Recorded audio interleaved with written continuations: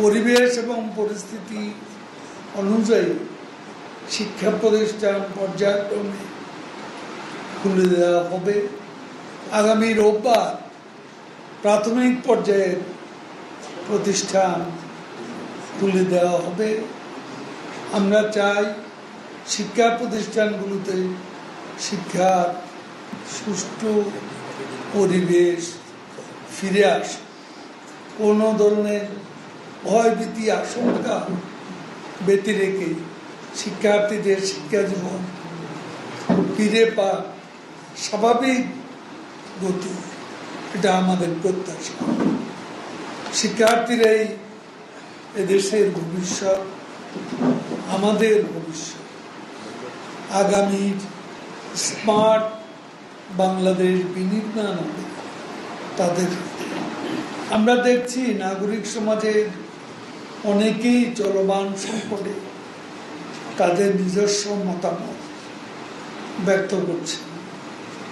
আমরা ব্যক্তিগত মতের প্রতি শ্রদ্ধা জানাই, কিন্তু একটা রাষ্ট্রের শান্তি শৃঙ্খলা এবং জনগণের জানমালের নিরাপত্তার বিষয়টিও সকলের বিবেচনায় থাকা উচিত।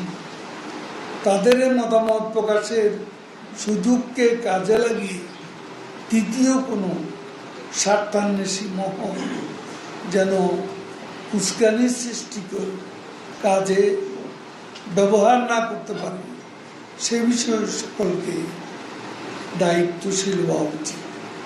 রাষ্ট্রের নাগরিক হিসেবে সকলের চলমান সংকট থেকে উত্তর ধৈর্য ধারণ করা সবচেয়ে।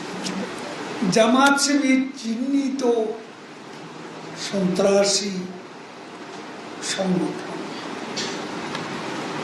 সন্ত্রাস বিরোধী আইনে নির্বাহী আদেশে জামাত শিবিরের রাজনীতি নিষিদ্ধ করা বাংলাদেশ আওয়ামী লীগের পক্ষ থেকে আমরা সরকারকে ধন্যবাদ জানাই।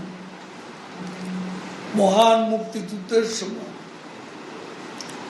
জামাত এদেশের স্বাধীনতার বিরোধিতা করে খুন, দর্শন, অগ্নিসংযোগ, লুটপাট এবং মানবতা বিরোধী অপরাধে অভিযুক্ত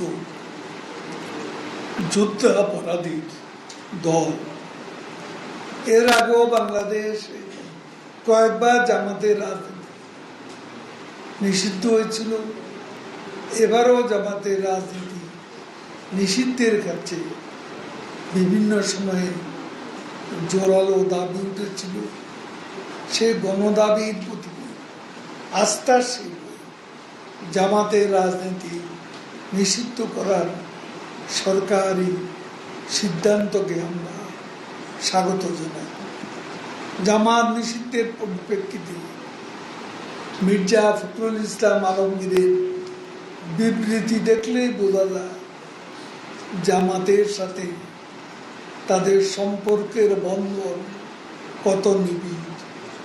সেই সম্পর্কের দায় থেকে জামাত নিষিদ্ধের সিদ্ধান্তকে তিনি অগণতান্ত্রিক